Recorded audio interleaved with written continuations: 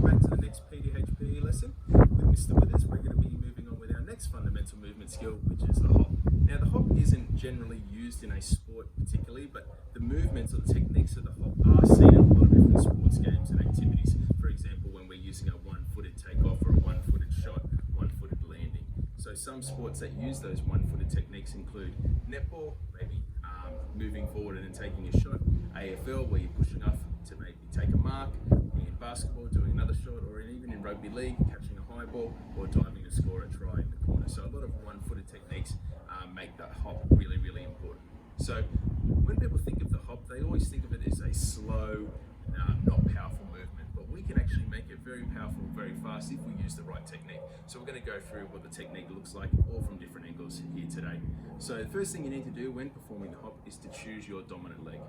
Now it is a good opportunity to practice hopping on both legs so you can get well-rounded on both, but we always want to start with the easier one to learn the technique, so that is choosing your dominant leg. So for me, I'm a right-hander, I also kick with my right leg, so that's going to be my dominant leg is my right leg. So when I've chosen my dominant leg, what I'm going to do is I'm going to then take what I'm going to call now is a support leg off the ground.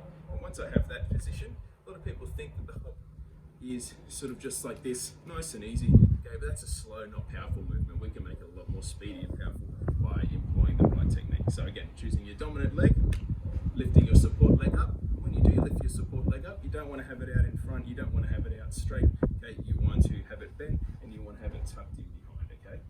So that's the first step, dominant leg, support leg curled up.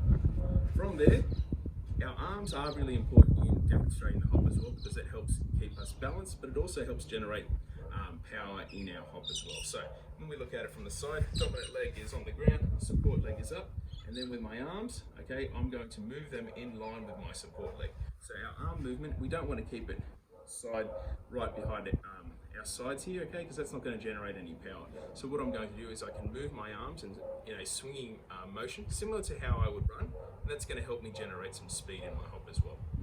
And with our support leg, I want to try and move my support leg in line with my arms moving as well. So what that can look like is I can move it in a circular movement, so moving them all together like this. Remember, our support leg can't touch the ground, it's always got to be off the ground. So moving everything in a circular movement, or it can be moving like this with our support leg moving forward, which would look like this. So it looks really similar to our running motion there. So when we put that all together, it allows us to put some real speed and power into our hop. So we'll have a look at the hop at some different angles, and then we'll give you the chance to have a go this week.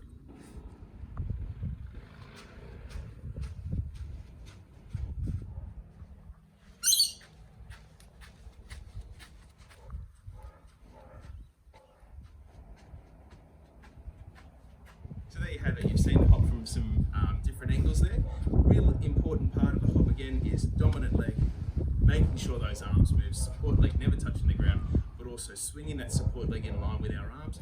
That's just going to help us generate some power and also speed in the hop. Remember, the hop doesn't have to be something that's simple or something that looks weak or slow. You can really put some speed into it. If you use those techniques, you're going to put some speed and power into your hop and use it to practice some races or some movements with some family members over the next few days. So well done, give it another go of the hop and the PDHPE challenge for this week, and I'll see you next week.